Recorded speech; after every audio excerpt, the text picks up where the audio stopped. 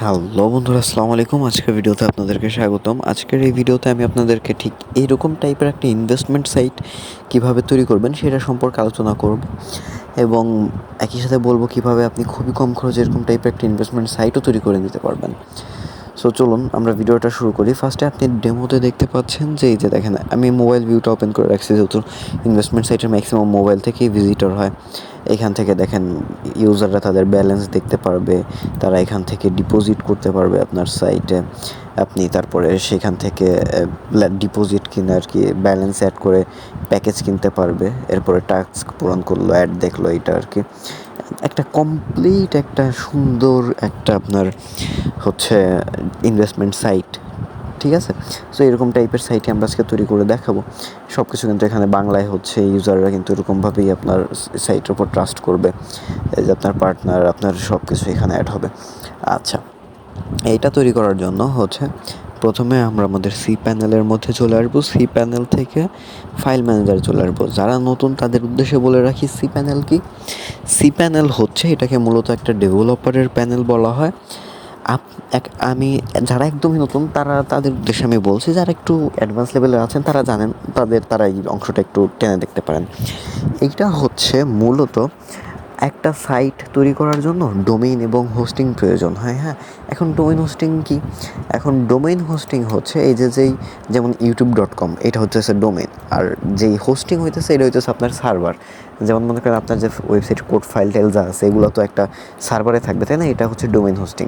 একটা ওয়েবসাইট তৈরি করার জন্য মাস্ট বি ডোমেইন হোস্টিং কিনতে হয়। সো আপনারা চাইলে আমাদের সাইড গ্লাইডার হোস্ট থেকেও নিতে পারেন, অনেক রিজনেবল প্রাইসে পেয়ে যাবেন। যাই হোক, এখন আপনি যখন ডোমেইন হোস্টিং কিনেন তখন একটা সি প্যানেল পাবেন। এটা হচ্ছে মূলত ডেভেলপার প্যানেল। এখান থেকে আপনি সব কিছু কন্ট্রোল এটসেট্রা এই সব কিছু করতে পারবেন, তাই না? এখন হচ্ছে আমরা সি প্যানেল চলে আসলাম। এখন হচ্ছে আমাদের মেইন জিনিসটা, সি প্যানেল থেকে আমরা ফাইল ম্যানেজারের মধ্যে চলে যাব। ফাইল ম্যানেজারের মধ্যে চলে যাওয়ার পরে আমরা আমাদের সাবডোমেনের মধ্যে প্রবেশ করলাম। এরপর হচ্ছে আপলোড। আমাদের একটা স্ক্রিপ্ট আছে, এই যে এইটার একটা স্ক্রিপ্ট আছে। আমরা হচ্ছে এই স্ক্রিপ্টটা সুন্দর মতো এখানে আপলোড করে দেবো। এখন স্ক্রিপ্টটা পাবেন কোথায়? আশা করি আপনার সামনে একটা নাম্বার শো হচ্ছে। আমাদের এই হোয়াটসঅ্যাপ নাম্বারে শো করলে, হোয়াটসঅ্যাপ নাম্বারে মেসেজ করলে আমরা আপনাকে স্ক্রিপ্টটা দিয়ে দেওয়ার চেষ্টা করবো, কোনো সমস্যা নেই।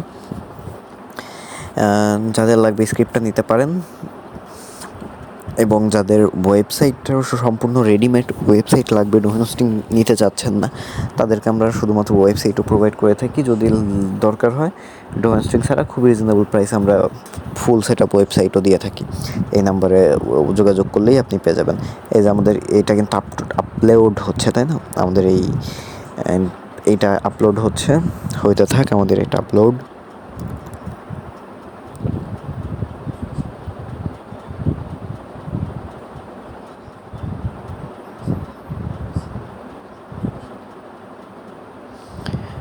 এখানে একটা সবুজ মার্ক হয়ে যাবে, এই যে আপলোড কিন্তু হয়ে গেছে, তাই না?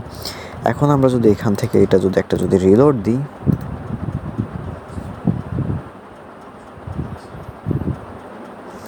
এই যে দেখেন, আমরা যদি একটু রিলোড দিই তাহলে আমাদের এখানে অনেকগুলো কিন্তু ফাইল চলে এসেছে।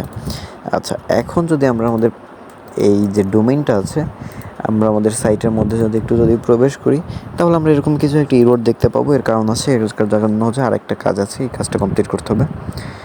এই যে দেখেন, এইখানে আপনার মাই এসকিউএল নামে একটা ফোল্ডার আছে। এই এসকিউএলের ভিতরে যাবেন, এইটা আপনি হচ্ছে সুন্দর মতো ডাউনলোড করবেন। এই যে আমি মনে করেন এটা এখানে ডাউনলোড করলাম। এরপরে আমরা সুন্দর মতো এইখান থেকে একটা ডেটাবেস তৈরি করবো। ডেটাবেসের মধ্যে আপনার সব ডেটা থাকবে, ঠিক আছে? সব ডেটা থাকবে এখান থেকে।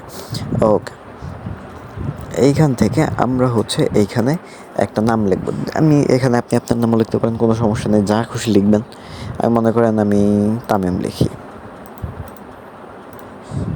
ওকে, ক্রিয়েট ডেটাবেস। এরপরে আমরা প্রোডাক্ট থেকে এখান থেকে কপি করে গো ব্যাক। এইটা দেখবেন, এটা কিন্তু অনেক গুরুত্বপূর্ণ। ওইটা যেটা কপি করছিলাম ওইটাই পাসওয়ার্ড হিসেবে এখানে বসাই দিব। এরপরে এইখান থেকে জাস্ট তামিমটা আগে রেখে দিব। ভালো মতো দেখবেন, এটা ভুল হলে কিন্তু আপনার সাইটই মেক হবে না।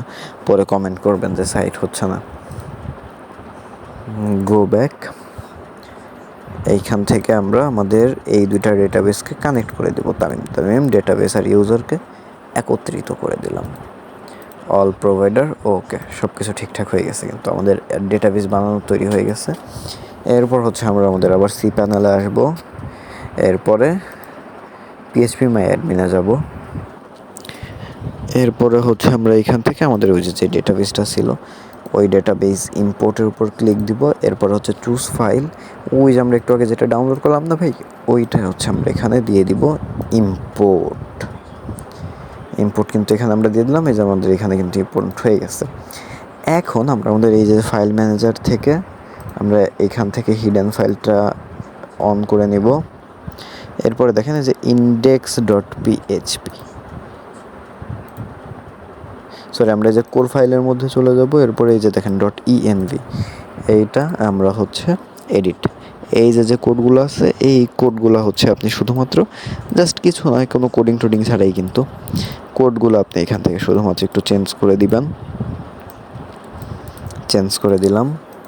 এরপরে যে আপনাদের যে আমার যে ডোমেইনটা আছে এই ডোমেইনটা আমরা সুন্দর মতো এইখানে আর কি পেস্ট করে দেব, এই যে ঠিক এইখানে। ওকে, এখন আমরা সেভ চেঞ্জ দিব।